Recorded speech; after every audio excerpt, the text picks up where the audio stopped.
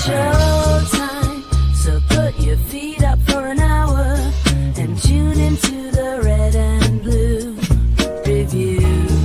Nick, Ian, Jill, and the crew are waiting to hear from you, so get those comments in.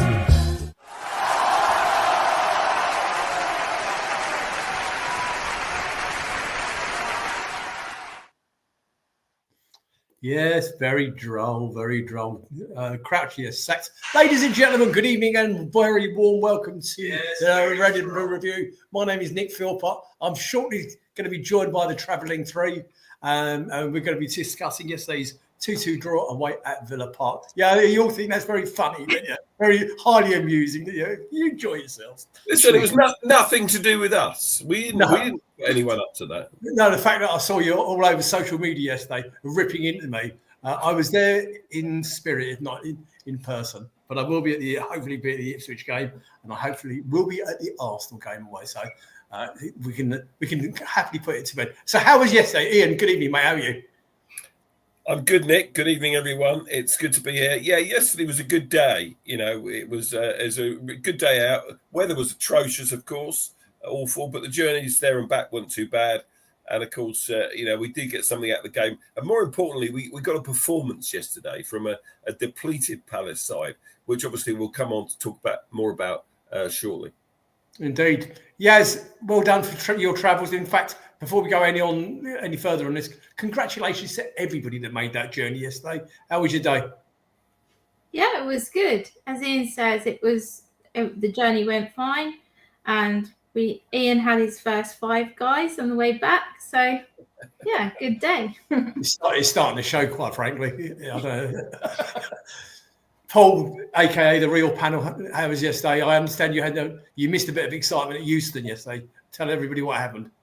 Yeah, well, there was a lot of potential issues on the travel front yesterday with the weather and the warnings and all sorts of stuff. And yeah, I mean, I actually work at Gatwick Airport, so I had a sort of security alert on Friday with bomb squads and all sorts of stuff. And just shortly after we left Euston, it happened there again yesterday. So anyone who was leaving on a later train than us might have had a bit of a problem, but hopefully they didn't. But yeah, no, there's a few issues going on around the world at the moment, aren't there, in our country? But luckily it didn't impact our day. And yeah, travels were good, game was good. And yeah, it all went as well as it could do, to be honest. And do you know what was really strange? I'm reading around on Facebook, because I can still get into Facebook, I just can't post on there, and Twitter, and some of the bad blood that's out there. You know what's the matter with some of the Palace fans at the moment? We were useless. We shouldn't have given away 2 goals. Blah blah blah. Glasner this and team of that. Is it very fair? I thought yesterday was a really good performance, Ian. Yeah, I'm with you, Nick, totally. And I think that people that haven't necessarily watched that game and they just looked at the fact that we were leading twice and therefore didn't get maximum points might be saying some of those things. But look, and it doesn't help that the fact that we're entrenched in the relegation zone, does it? We're 19th now in the Premier League. You can't sugarcoat that. We've played 12 games. We've got 8 points with a goal difference of -7. It's simple. But we saw yesterday some signs of progress and some green shoots. So look, I'm not totally down about it all. I think it's a shame we've actually gone down the league position after yesterday's results and after this weekend. But I think we'll be fine. I really do. Yes, there was a better performance yesterday. We had a couple of players coming back. Obviously, Will Hughes after suspension. Do you think they're fair comments?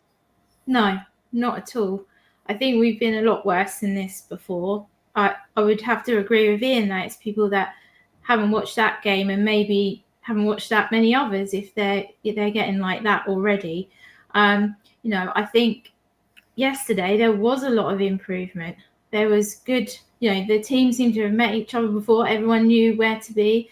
And people like Max were outstanding. So obviously, no one wants to be in the bottom 3, but you've got to think if you can take points off Aston Villa, then you've got to be able to stay out of the relegation bit, which I think we will. Paul, your thoughts, mate?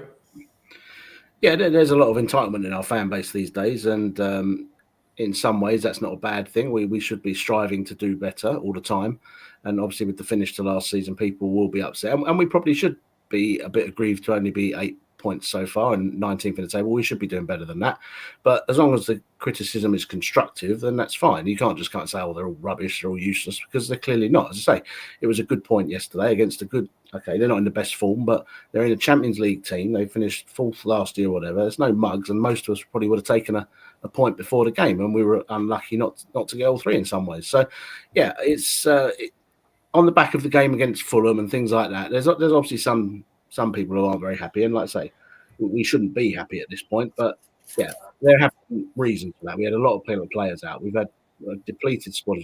Once they come back, I always say judge a team when they're pretty much full strength. When you've got 3-4 players out like we have, to get the result we did in the performance we did yesterday, I think, yeah, hopefully they can build on that. Our problem is, which we'll come on to later, is we've got a particularly tough run of fixtures coming up. And yeah, yesterday's point was a good point, unlike like we did at Wolves, but then it becomes not a good point if you blow it in the next match like we did against Fulham. So if we can win against Newcastle, then it becomes 4 points out of these two. It's a good little run. If we lose to them, then you are sort of going back a few places. But yeah, we'll come on to the future games shortly.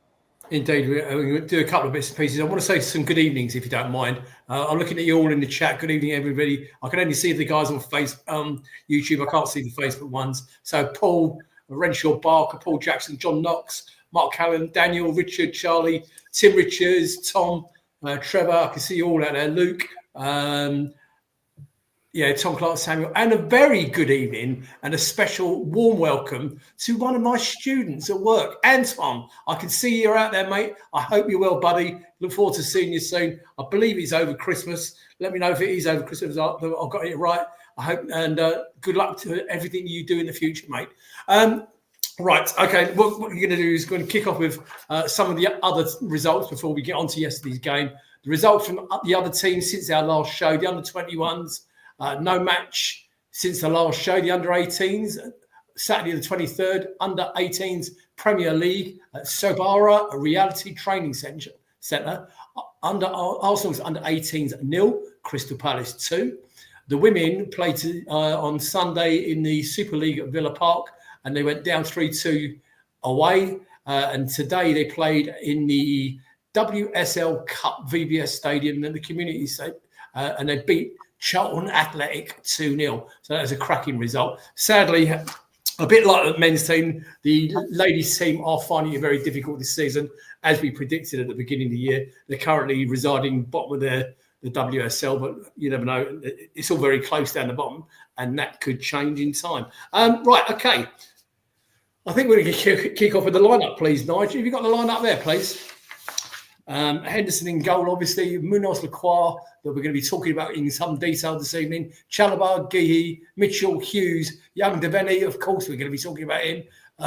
Czech Decore, great to see him back in the starting lineup. Mateta and Ismaili Sarr. Paul, over to you, mate. I think we're going to crack on if you like. Yeah, let's go for it. So looking at the lineup, yeah, we saw the team. I think our back 3 and 4 wing backs are pretty much entrenched now. In terms of with the injuries we've had, I think Chalobah's sort of made that place his own at the moment. But with Richards was back on the bench yesterday like he was the week before. We were a bit stronger. Obviously, in the press conference before the game, we knew that Decore was pretty much fit to start. We knew Hughes was back. We knew Lerma was back. So we went into it a bit more with a bit more confidence this week. We had a midfield. Obviously, last week they were all out. So, yeah, in terms of that, the only real surprise was whether I didn't think Devaney would play again. I thought Lerma would play personally. And obviously, it's a good job he did. So we'll come on to that as well. But, yeah, I was quite hoping we would play 2 up front. And I think we almost did yesterday with Mateta and Sarr. So it was quite a strong lineup that we thought. We had some strength on the bench so we could bring stuff off like against Fulham. So you guys, Yaz, Ian, you happy with the team? Yes. Yep. Yes, I was. Like you, Paul, I was just a bit surprised with Devaney, but as you say, that this is why Glasner is the manager and not us, because he obviously knows what he's doing. So yeah, I was okay with that, and actually pleased that they didn't risk Eze. Yeah, and it's interesting because they interviewed young Justin Devaney after the game, as you would expect, because he scored his goal. And he didn't know he was playing until the morning of the match. So I don't know whether that's standard for Glasner to tell the players on the game day. I get, obviously if you're an established player, you pretty much know you're going to be playing. But for Devene, he didn't know until the day of the game, and I was pleased to see him in there. I like the thought that he is prepared to play a youngster, and it's been some week for a minute or some fortnight really. He's had a fantastic time, and it was good to see him included. Just a very quickie before I'm just going to interrupt a minute, Paul, if you don't mind. Two more, if I may. Lucy Usher is out there watching us live. Very unusual. We're normally plugged into her ear rolls on the train on the Monday morning. So good evening, Luce. And Bruce Muirhead, thank you for your message in the week. Okay, I'm glad to see you came out of hospital. Sadly, unfortunately, I'm aware that you are now back in hospital again. So from your hospital bed, buddy, look after yourself. From sending you all our love. Well, while we're doing shout-outs then, I'll also shout out to Paul Grant, who has put a comment on earlier this evening. I met Paul in Wetherspoons yesterday.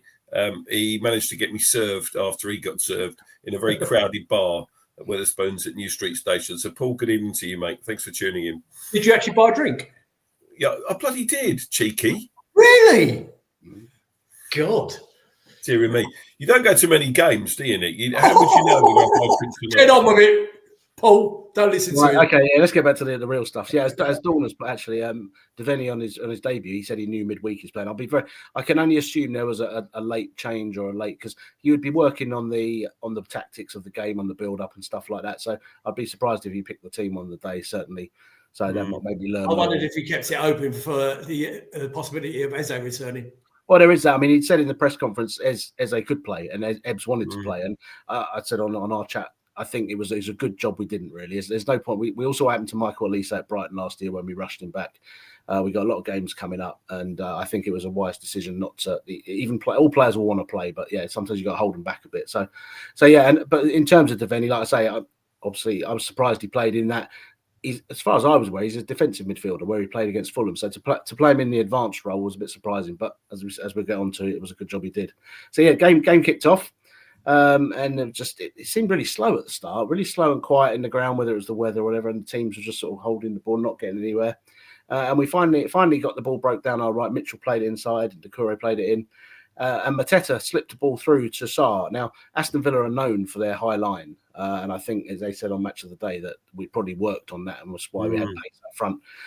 Because they try and play offside, and when you spring that, you've got the whole thing. And he went through, and as they said, he was very clever. He kept himself in front of the defender, so he couldn't be touched. Obviously, be off, and he finished it really nicely. As I say, we've seen some wild finishes from him at the past, particularly at Wolves. But yeah, sometimes I think strikers like that, they want quick. They don't want time to think about it because they put the pressure on, they'll miss. But he took his goal really well. So that was a great start after 4 minutes. His first goal for us in the Premier League. So. Yeah, it was a good way to get going, really. Game then sort of settled a bit. Villa had lion's share of the ball, but weren't really doing much with it until we had a couple more attacks. I think Sarr had a good shot. Mateta had a shot that I think would have been gone offside anyway. And then Villa started getting into a bit more. They played a long ball over the top, and Watkins ran onto it. And he cut back and tried to beat Henderson at his near post. And Dean got down and he managed to get his hand to it and stop it. It was a great save. And I think we're going to during the match review and after, we're going to talk about certain players. I think Dean Henderson is proving to me. At the time, I wasn't sure which one we should have sold, and I was a bit disappointed we sold Sam. But I think, to be fair to Dean, he's probably. Obviously with Sam not playing as well with his injury record, I think Dean is probably proving why he was the chosen one to stay. Do you think the same, guys? Yeah, I do. And we said at the time, the younger goalkeeper stage. I think that played a part in it. And I agree. I don't think there was a lot to choose between them. No. They both had strengths. They're both decent goalkeepers, but you could never see them both staying at the club. No. And yet it does seem. I know he's injured at the moment, but Sam Johnston, he's not. Is he first choice at Wolves or isn't he? I'm not sure really, because Sarr's playing. He's doing all right at the moment. So. I think he was, but I think Sarr, as you say, has come in while he's been injured and has actually impressed and played well. So Sam might actually have a fight to get back in the team rather than walk straight back in.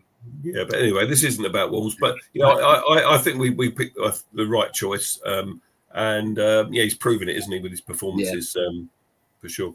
Guys, we might actually be joined in a minute by somebody else, okay? But before we do, I've just had a message for everybody out in Facebook land and YouTube land. For those of you who've been asking recently over Joe Holyoke's welfare and where the hell is he, I can tell you now, he is on the mend. In fact, he's just sent you a message. Okay, he said, could you say on my behalf that Henderson's save from Watkins was absolutely unbelievable. It was actually past him and he held on to it too. Terrific save. And he said, oh, by the way, Devaney should put the Kamal debate to bed. Game over. Fair enough. Yeah. Thanks for that, Joe. It's a very good point. Devaney's probably done more in 2 starts than Kamal, but we'll get onto those a little bit later. Yeah. So yeah, after that save, again, Villa were starting to ramp it up a bit, and they finally got their goal. There was we were a bit unfortunate. The ref, as always, was pretty useless yesterday, and if he'd have given a couple of fouls when he should have and not played advantage, it would have really helped us yesterday. But I suppose that's why he's there playing the advantage. But yeah, there was a bit of a tussle in the middle. Hughes lost out to the ball, and yeah, they played Watkins through, and he rounded Henderson and slotted in. It was a good, well-taken goal. He hasn't scored for a while, so he broke his drought. But yeah, Ian? Yeah, I mean, I thought Lacroix sold himself. I mean, he played brilliantly yesterday. I thought he had a really good game. He made some fantastic tackles. But for their first goal, he sort of got drawn. He got drawn towards the ball, and he sort of left Watkins unmarked. Mitchell tried to come in and cover. Chalobah was nowhere. Gay was nowhere, and he was on his own, Watkins. And he had the freedom of Villa Park. I thought he could have defended that better. That goal. Well, it was Chalobah that played him on side as well. I mean, the goal went in, and you get the thing on the board, and we're sort of hoping, saying the offside check, and we're sort of hoping, but he never really looked offside, to be fair. Yeah, and it was a good goal. So, yeah, 1-1, their tails were up, the crowd were up, and pretty straight after they were on the attack again. Got the ball out wide to Bailey, who drove into the box and hit an absolute stinger of a shot. It thudded off the crossbar and flew away. So we got away with one a bit there. And yeah, so we were under the cosh a little bit at this point, trying to hit them on the break where we could and try and use our pace. But yeah, getting to half time, they were probably pushing more than we were, to be fair. And it paid off again. So there was a little tussle on the sideline. I thought Mark Gay was fouled, but the ref played on. They get into the box. There's a bit of a tackle and the ball goes out.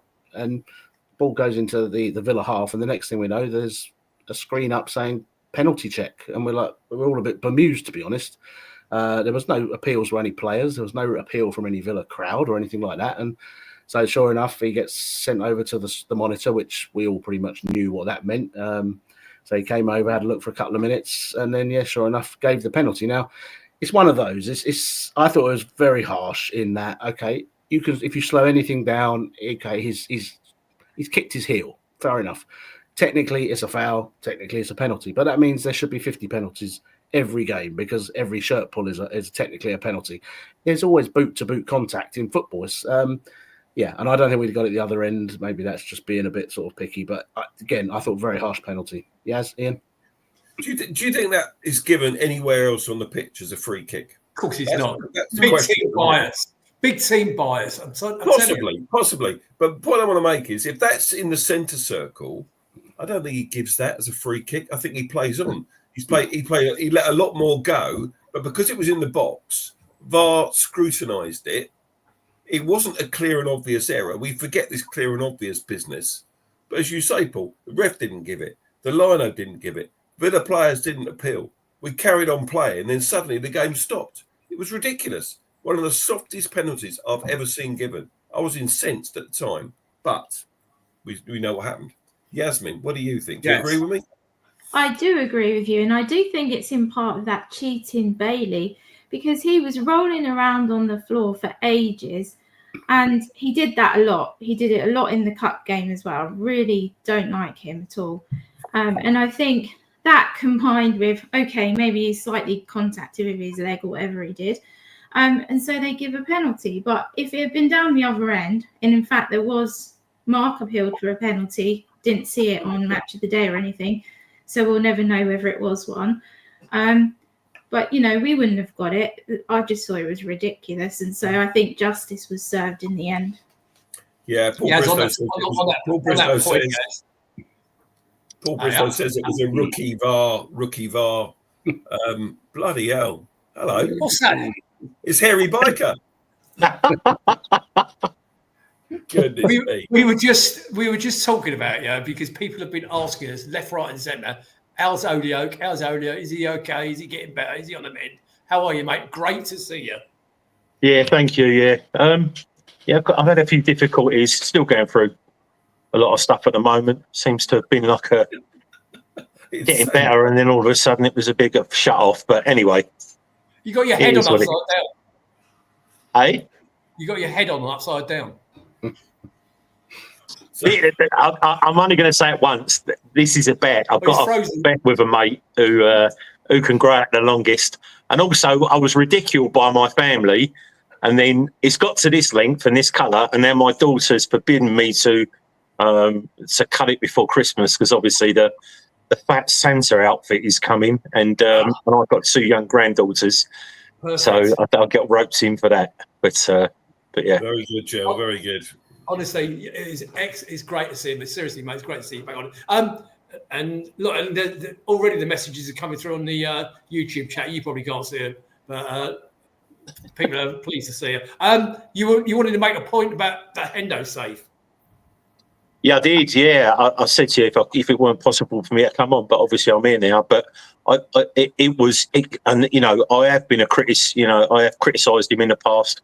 But that one where from Watkins, where it was not the penalty. The penalty, I'm amazed. You know, but if I'd have looked at that a little bit earlier, it may have been taken again. Was his foot on the line? One of his feet on the line? It didn't look like it to me. You know, but listen, Joe, the way our luck's going with VAR, I was waiting for the ref to say, sorry, you've moved, mate. Get it taken again. But I know. It was a good save. It was a very, very good save. But decent penalty, and it was a very decent save, top save. But the one from Watkins before, exceptional. I mean, it was behind him. If you look at it from the side, it was an even better save. So yeah.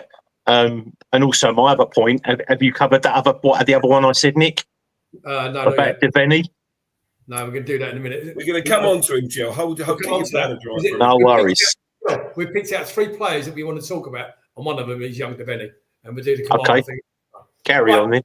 I think we got to the point of the penalty being taken. Yeah, so we got the penalty. They got the penalty, and it was interesting to read Dean Henderson after the game because apparently they'd had a big discussion on Saturday morning, the whole goalkeeping department, about if they got a penalty. So it obviously paid off really well. They obviously knew Tiedemann was going to take it, knew where he was going to go. And as Joel says, you never know these days. But Clinton apparently on Sky he thought the foot was off the line, but they checked these things, and it obviously would have just it's those split seconds, but it was a great save. And just you're the stat bloke. When was the last time we saved a penalty? Any idea? Oh, there's a question. Yeah, see, I should have texted you earlier on and got you to got me to check that one out. I have to think about that one. We'll come back at that one. Someone in the chat will know. Paul Bristow will know. Bristow, if you're out there, when did we last save a penalty in a Premier League game, please? Anybody know? Yeah, so it was great. So we shut the crowd up, and there was a lot of them around us giving us a lot of grief at that point because they thought they were going to roll into half-time in front. And then, yes, from the resulting corner, we hit them on the break again. Another, we got it out the box, and Doucouré played a nice ball against Sarr's pace, against a very high line, got it forward. And, yeah, we thought he might have overrun it a bit or lost control of it, but he pulled it back. It missed Mateta and came to Deveni, who'd made a beeline run up the whole pitch. And the thing I liked about it was the calmness of the finish. As I say, when you're a young player like that, it's your first sort of Premier League chance to put the ball in and get your first Premier League goal. He could have smashed it, slashed it, whatever, but he calmly placed it in the bottom corner.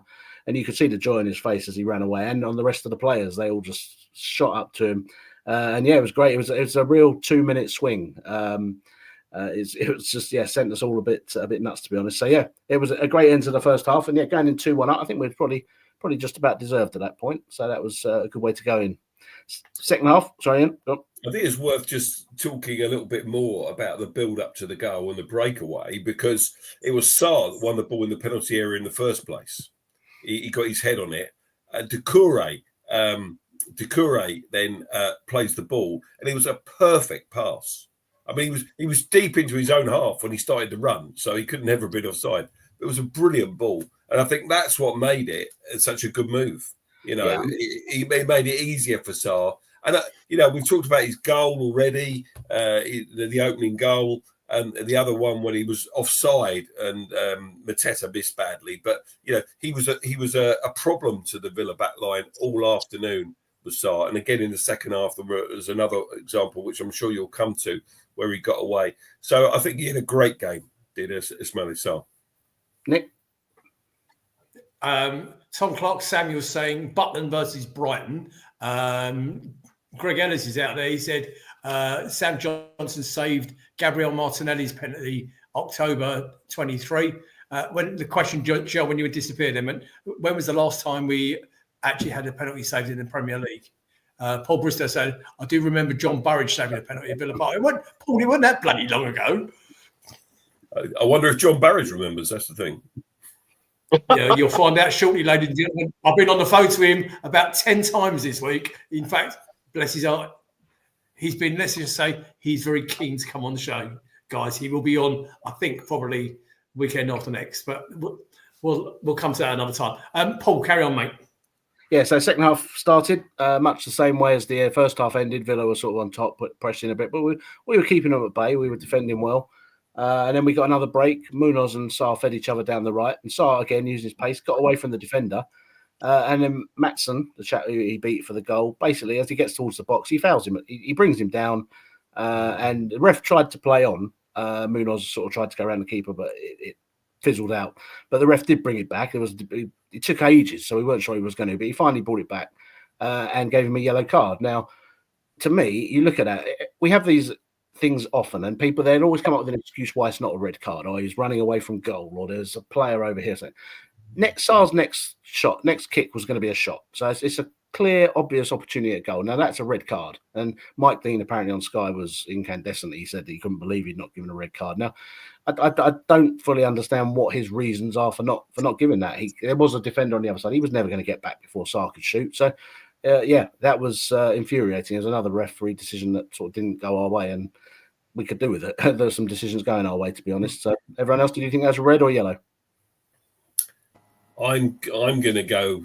I think the referee probably got it right. I think if that's the other way round, we would be really upset if a player got sent off for that.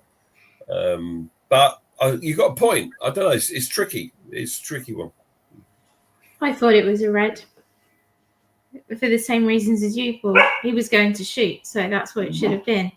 So, Gil?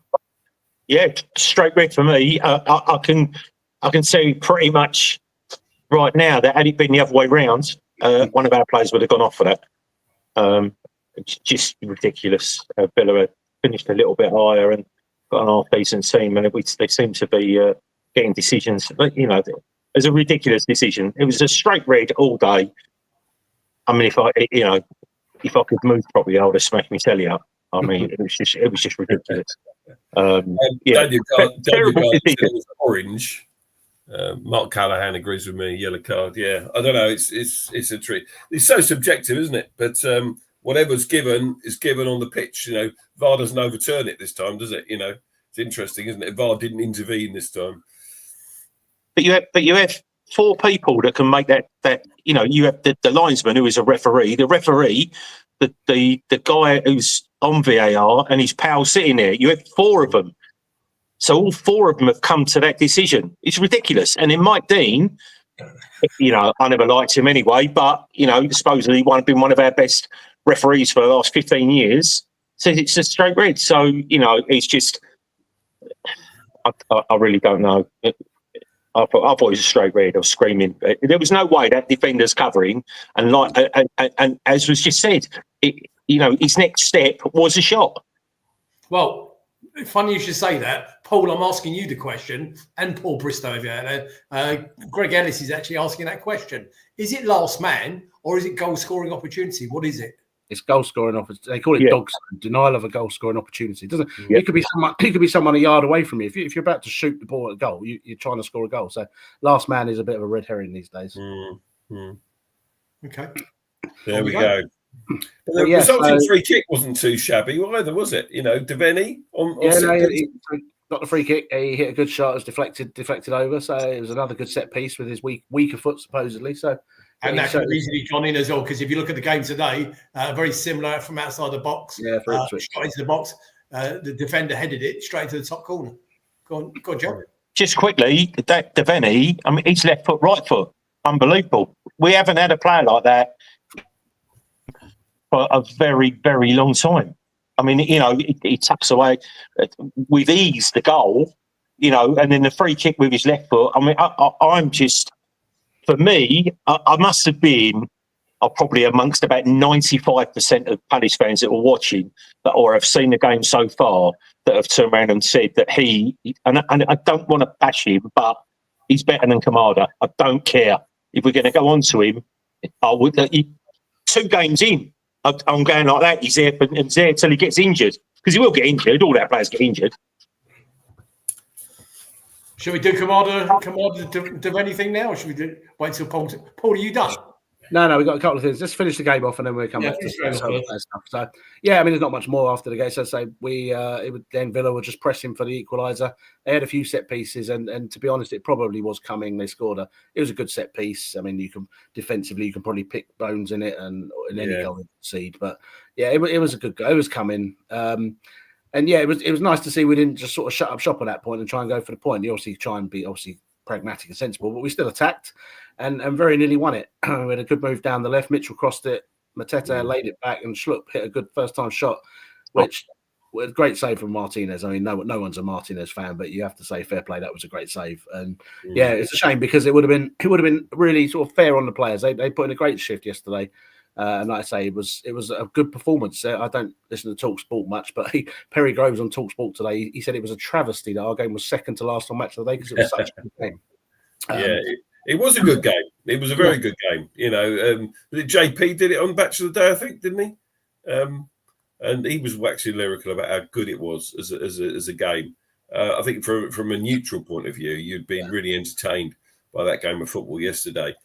I think the team were happy with it. I think the management were happy. I mean, they came over and gave us a long clap after the game, and as for all those naysayers at the end of the game, I just couldn't. And on social media yesterday, for God's sake, what the hell do you want? We got 4 of our first teamers still out. Joe, you wanted to make a point, mate? Yeah, for their second goal, for the second equaliser. I'm sure he scored again when he played for Luton last year. Didn't he score against us?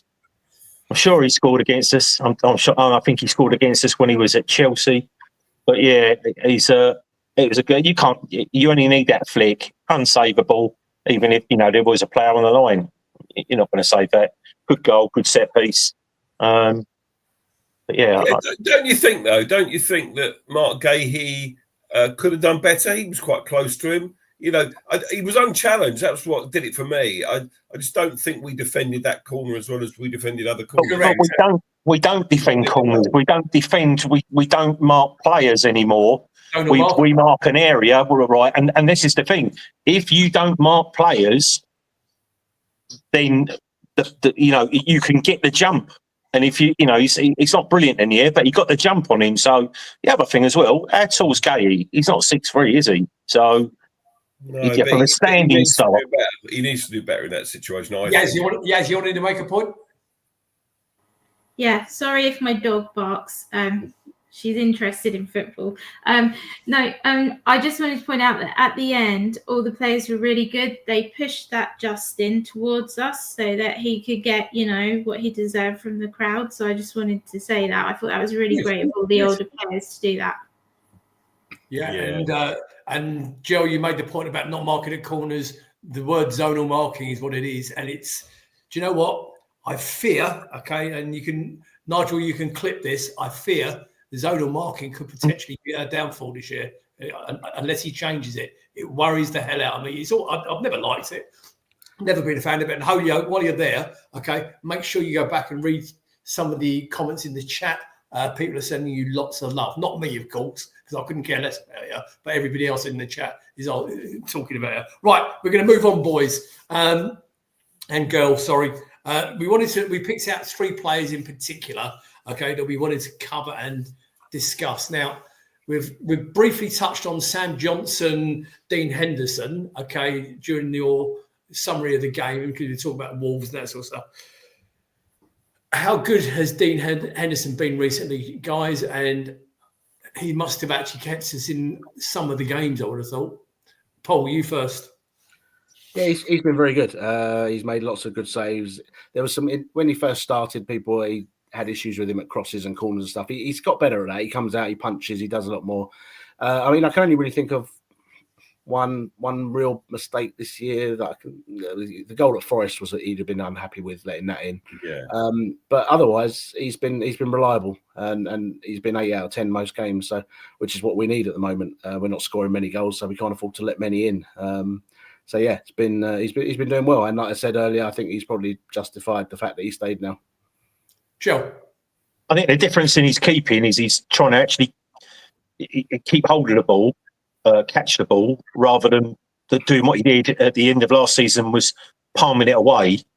I know that's the modern way of goalkeepers and their coaches these days, but I think he's realised that if he has got a ball in hand, then his distribution is going to be, instead of just being off the floor. And I have noticed, that he has tried to catch the ball a lot more. So, and he has definitely improved on last year. And like I said, he had the detractors, and I was one of them. This time, 10 games in last year, I would have said that Johnston was a far better shot stopper. But like you say, I'm not sure he's. Well, no, he has kept us in games, because most of our games this season have always been within a goal or such. But I don't get to goal to person watch him like I would do, Nick. I pick people, but I know that you guys go, especially you two. So I don't know if you've ever just player watched him for a game, Ian. I watched him. Player watch him. Yeah, not really, but I was going to say, clearly. He's a super keeper. He's in the England squad. Good to see Trevor Meadowcroft watching the show. Sorry, I'm coughing here. He said he's making Jordan Pickford nervous. I think he is. Palace fans sang yesterday, England's number one, for the first time since Nigel Martin. All right. And that was great to hear. He's passionate about Palace. He's passionate about this club. And what we didn't mention when we went 2-1 up, Dean Henderson knee slides towards the away fans to celebrate. Paul Jackson's just mentioned in the chat. That was fantastic to see. It showed it live, yeah. Yeah, it was absolutely brilliant. So, the guy's been brilliant this season so far. And I think someone else has said it in the chat. He's improving with age, if you like a good wine. He improves with age. He's getting better. He's commanding his box more. He's 23, isn't he? Better. He's coming for things, so I rate him. I rate him highly. Yes, I'm going to ask you: Pickford, Johnson, Hendo. Who's number one? Hendo, of course. I have to admit, I was in the Super Sam camp for quite a while, and I was disappointed when he left. But you've got to be fair to Dino. He's just taken the ball by the horns. He did make that mistake at Forest. But as I said at the time, he then made excellent saves as well. I mean, all goalkeepers have mistakes in them. So, but yesterday he was outstanding. I also think he's got a really good rapport with the fans as well. And he's I don't know if he's taking some lessons off Jordan Pickford with some of the things that he does, and getting everyone going and stuff like that. But I think it's great. Shithousery is what you're looking for. Yeah. Thank you, Nick.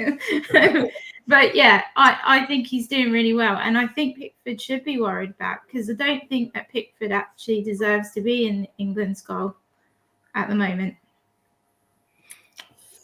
Very interesting point of view. Right, I want to move on to the next one. Maxence Lacroix.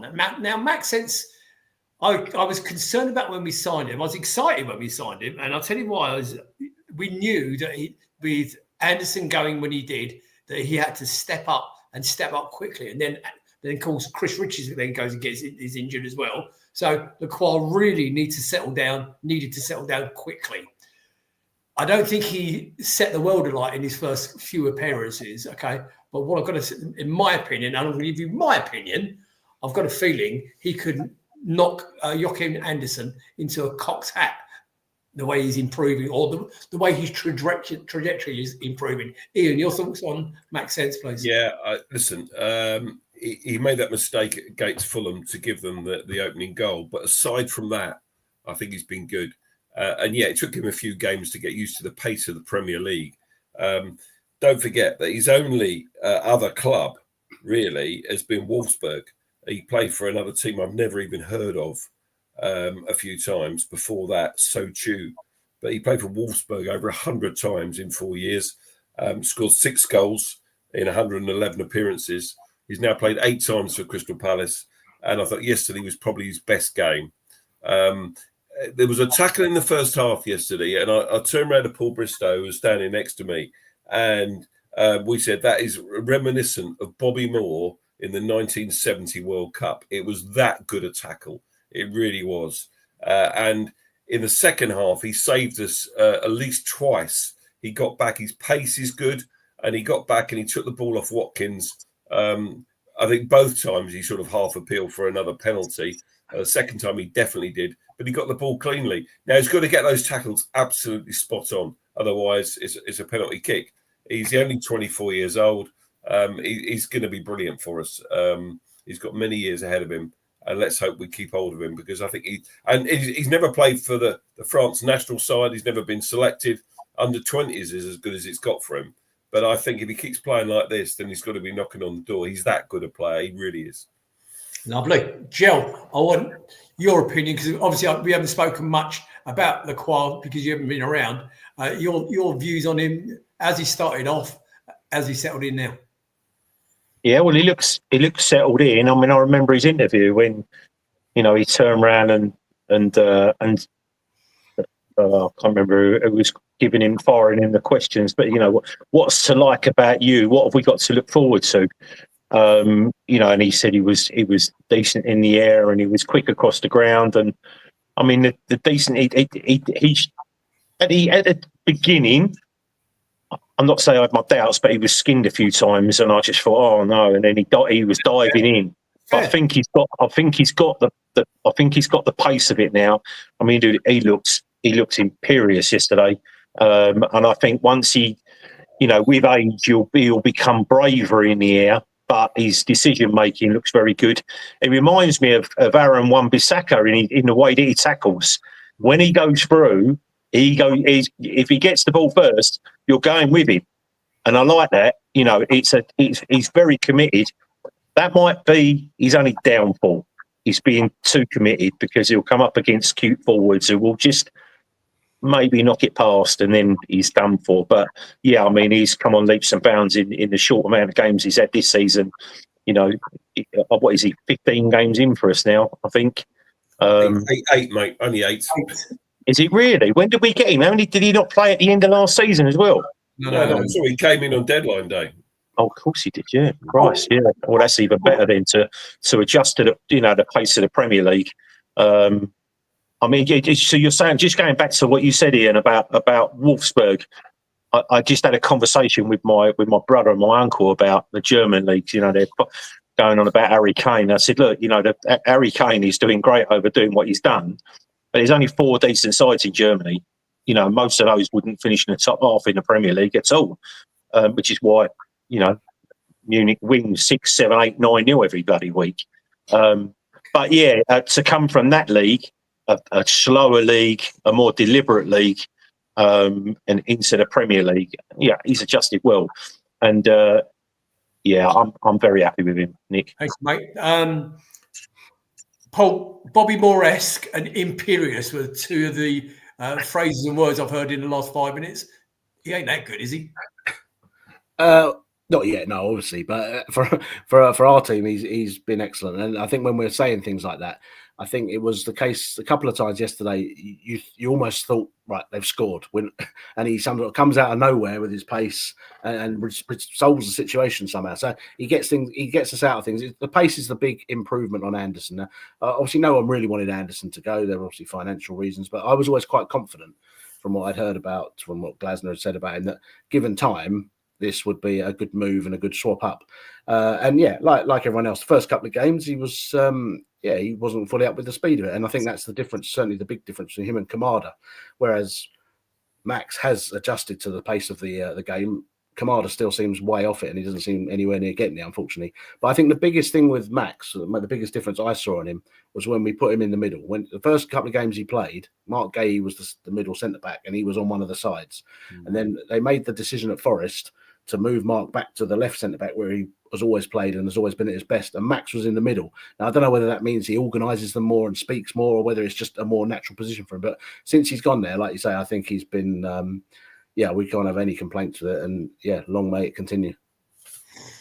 Anything you'd like to add on, Maxence? Yes?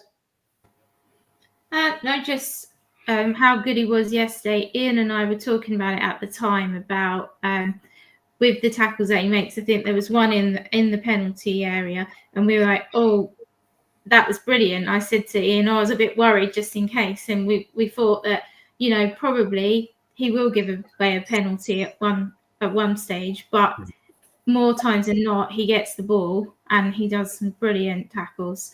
So I really like him. And I was going to say what Paul said about he seems to have learned a lot quicker than Kamada has. So that's one. We'll touch on Kamada and Joe. You wanted to make a point? There's two things I think that he'll get better at.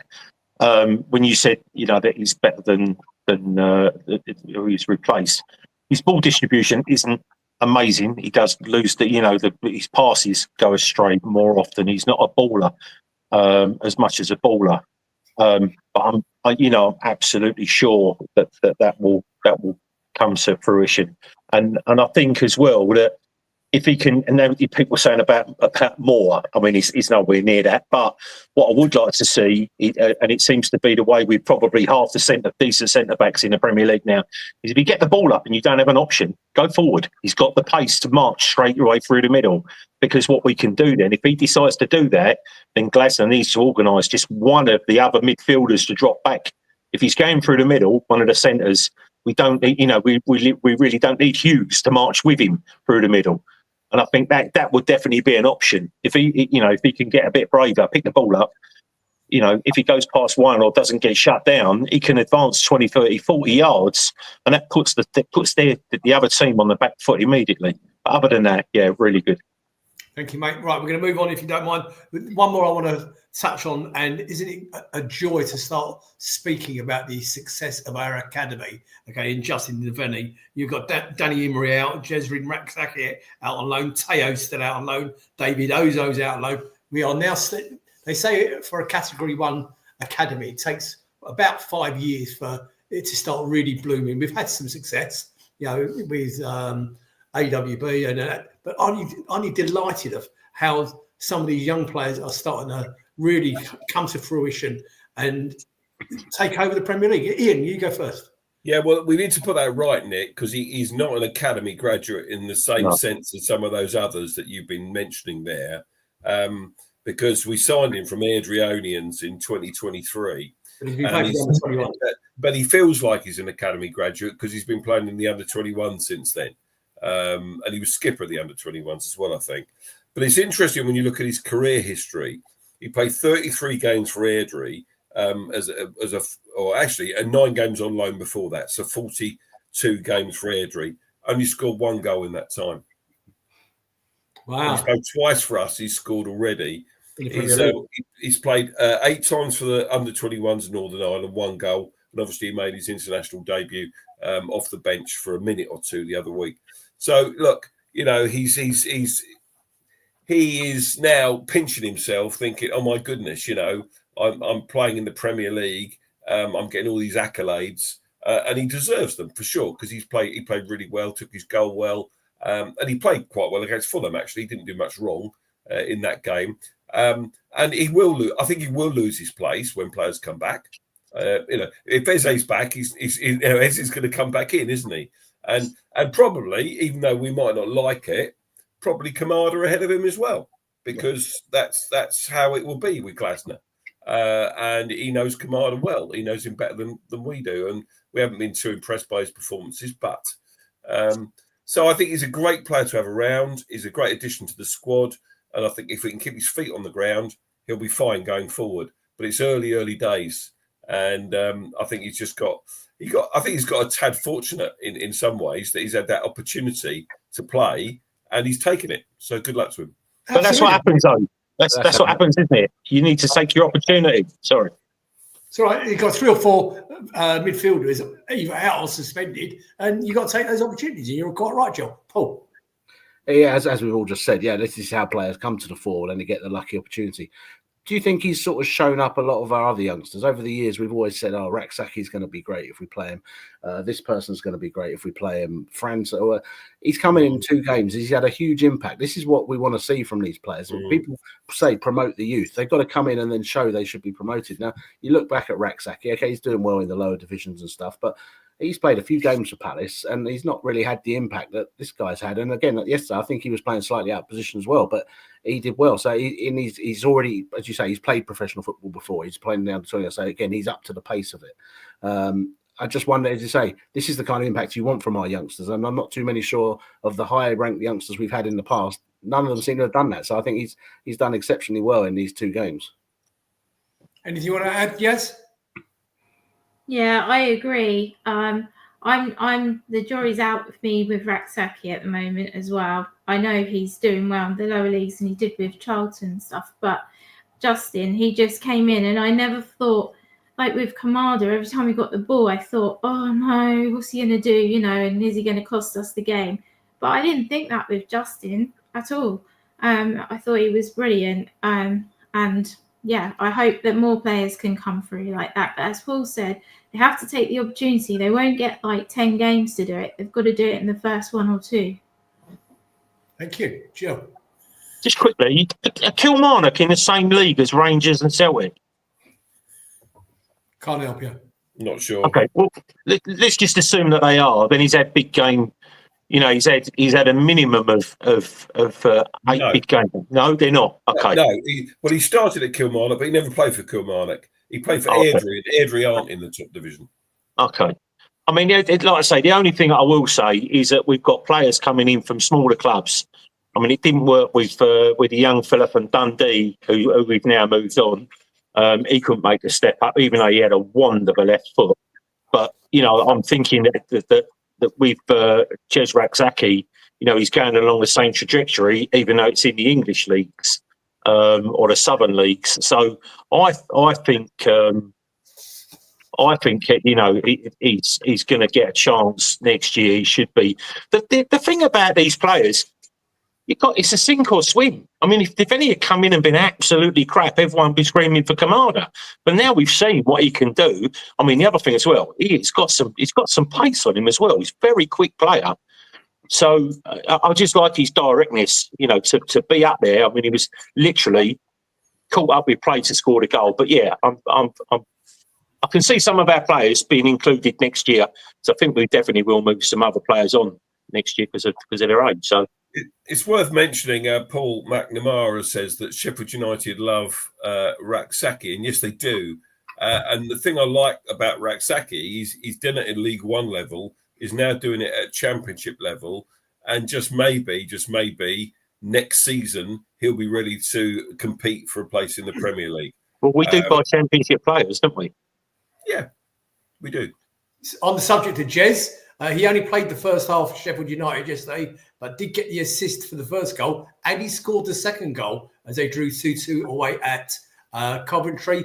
Teo was not in the matchday squad for Stockport. David Ozo, who's on loan at Derby County, is still missing from the matchday squad due to injuries. Luke Plange had no competitive game for Helsinki, and not a great weekend for our goalkeepers that are out on loan. Owen Goodman conceded the only goal as Wimbledon lost at home to Walsall, and Joe Whitworth played the full 90 minutes for Exeter and let in 3 goals as they lost 3-0 at home to Wrexham. And Danny Imrie and Bromley had their match postponed against Salford City. So, that touches on this. One other player I did want to touch on, if you don't mind, people. Chalobah.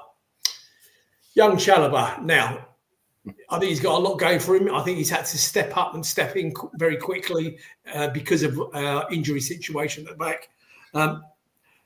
The talk in the press, and to me, it's a load of old cobblers. It'll never happen in a million years. The talk in the press is that we will sign him on a permanent in the January window to allow us to free up the loan space, to allow us to then come in and take Mudryk on loan. Number one, Paul, I'm coming to you first because I'm sure you've got something you want to add to that.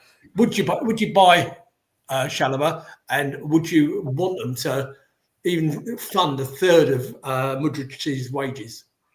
No, no. Firstly, Trevor Chalobah. First of all, he's very popular at Chelsea. A lot of the players liked him. I think that's more to do with the fact that Chelsea like bringing young players through because they don't do it that often, even though they've had a few recently. If he wasn't a homegrown boy and they'd spent 50 million on him, I don't think they'd be worried about him not playing for them. So I think that sort of skews his sort of popularity there.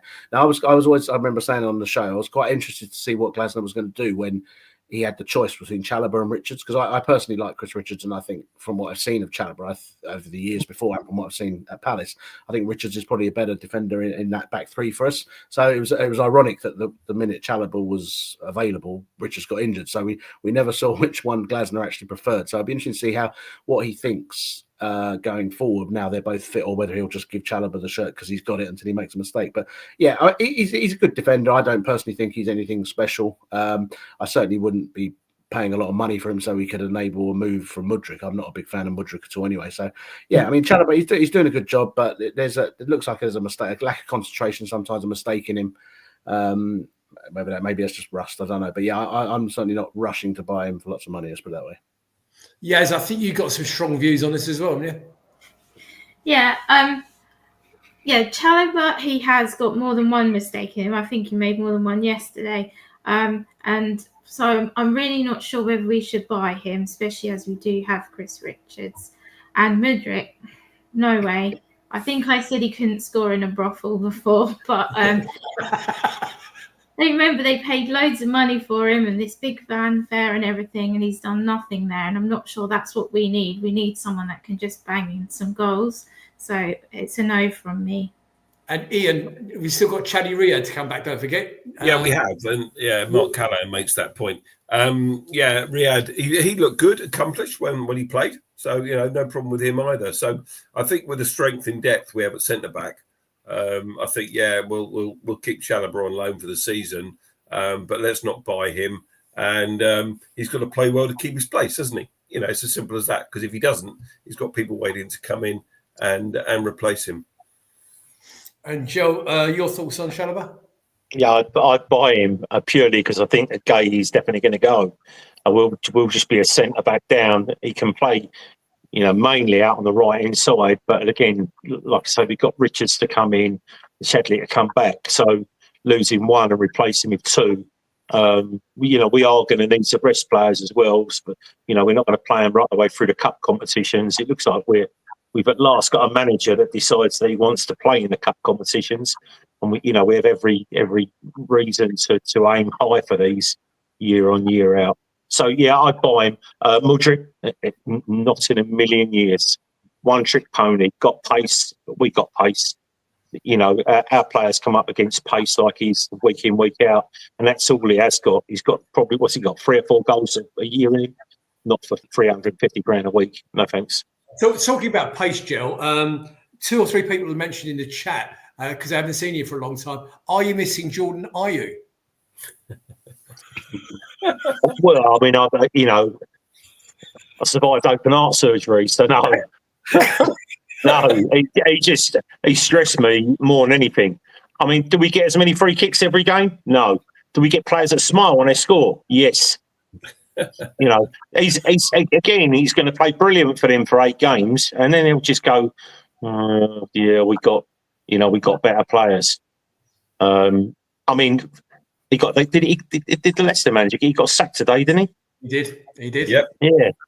I mean, I'd have sacked him. I'd have sacked him just for buying Ayew, but spending 10 million quid on him. But I mean, well, listen. Allegedly, he got sacked because Jordan Ayew was on penalties. I don't know about that. But what was really funny yesterday, you would like this, Gel, on the concourse at Villa Park yesterday, we were watching the early game, and of course, Leicester got their last-minute penalty. And Jordan Ayew steps up to take it because Vardy's off the pitch. And all the Palace fans are going, Jordan Ayew. It's really quite amusing. Right, okay. We finished the show off last weekend, and I know, Ian, you picked up on my question on social media during the week, so I saw it going through. I'm going to throw another one at the panel, and I'd like your views, ladies and gentlemen, out in YouTube land. Very simply, in or bin is the answer. So last week, what was the question I said? Are we going down is what I asked you last week, people, and lots of responses to the question. Ian, I'm going to come to you first. Oliver Glasner, in or bin? Oh, 100% in. It's not even debatable in my No, mind. you're right. Yeah. Okay, so Gill's just raised the point that Leicester City have just got rid of Steve Cooper, and No. okay, I think that was- Jill, that was- you'll go. You'll get your go in a second. I mean, is there any? I don't want. By the way, I'm 1,000% in. Okay, I think he's a brilliant coach, a brilliant manager, and I want him to stay. He's just been really unfortunate with things. Anything you want to add to that, Ian? Yeah, I mean, it's not just Palace fans that might think that. I was talking to my Wolves mate online today, and they had a good win yesterday. And he said, "Look, I think we'll both be absolutely fine. We're both in a false position," and I agree with him totally. So other people are thinking that it's not just Palace fans that think we'll be all right, but we've got to get some points on the board, fairly soon. We do indeed. Otherwise, I think you will be in a little bit of jeopardy. I'm reading all the comments. Paul Jackson, not even a question, Nick. Is a question. As the host of the show, I'm going to ask these tougher questions. And Ian's just made the point. We need some figures on the board. Paul, your thoughts, please. Yeah, I think quickly on Steve Cooper. I think that Steve Cooper and Leicester was always a marriage made in hell. They wouldn't accept him as a former Nottingham Forest manager, and they would have turned on him very quickly, and they have done. And I think it's best to part ways at that point once you've lost the crowd. In terms of Oliver Glasner, yeah, he's a good manager. If we sack him, are we going to go and get another European winning manager anywhere? No, he's got a good thing. It was interesting, his press conference last week, when we've talked about our transfer dealings many times, but he said in the press conference last week that they've already got a plan for January. Now, hopefully that means they've got players in mind, and hopefully it means they'll buy them early, because obviously he's made a lot of noise recently about getting the players in late. So as long as there's joined up thinking and they've got a plan and they do things early, then I think things will be all right. I don't think we are where we should be, but having said that, as I said earlier, we shouldn't be happy being 19th and think everything will be all right. There is work to be done. There are points to be got, and with the fixtures coming up, that's going to be tough. But yeah, I don't see anyone better than Oliver Glasner at the moment. Thank you, mate. Yaz and Joe, Yaz, you first. By the way, in the chat, I have seen the fact that it's a resounding in for Oliver Glasner. Yaz, your thoughts? Yeah, definitely in for me. I really don't want them to sack him. So I'm praying all the time that, things will improve. I think that they will. I can't see who else we could get that would be as good as him. He seems to know what he's doing. I think we've been unfortunate. So definitely in for me. I wouldn't even question it at the moment. And the dog agrees with you, because I just heard the dog enter the kitchen as well. Jill? Oh, I mean, you can't get rid of it. He's done great for us, and he's done what I've been asking for 15 years. We played 3-5-2. I mean, 3-3-5-2 is the way ahead for Palace, and now But what he's done, frustratingly, because of the results, is he's had to find out the hard way that 4-4-2 doesn't really work for us. This 4-1-2-1, whatever rubbish it is. I mean, 3-5-2, and I think now he's also found out that Sarr likes to play up front, and he's not just a part-time winger off the bench. I think if you give him the chance, him and Mateta, they will link up really well. I think Eddie might do all right, but yeah. We haven't even mentioned it in Casio. Mark Halligan in the chat, you've used the word sausages. Does that go with the word dingleberries? And if it does, only you know what we're talking about. Guys, we're going to stop there. Okay. Ian, Paul, Yaz, thank you as always. Holyoke, you got your hand up. Go on. I'm really sorry. Can I just have the last word? On Friday, I went to my sister-in-law's funeral. Her name was Melanie Harper, and she's going to be up on the big on the Megatron. Hopefully at the next game. She was a lovely person. She was a season ticket holder. When she married my brother-in-law, she never even, when she met him, she never liked football. He's a Palace fan, season ticket holder. They had seats for many years.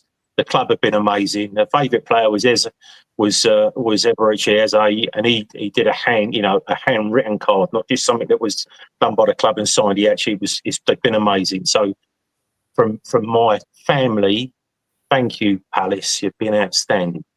Well said, mate. And by the way, I had the great honour and pleasure of meeting Melanie.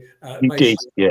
May she rest in peace. What a lovely lady. Ladies and gentlemen, on behalf of myself, Nick Philpott, and this extremely talented panel and everybody else behind, Ian Noble will be hosting next weekend for the Newcastle game. I will be at the game. He'll be back next Sunday, 1st of December at 8 o'clock. On behalf of this lot and myself and everybody connected with Red and Blue Review, please stay safe and we'll see you next week. Good night, everybody. Thank you. Good night. Good night, everyone. Thanks. Yeah.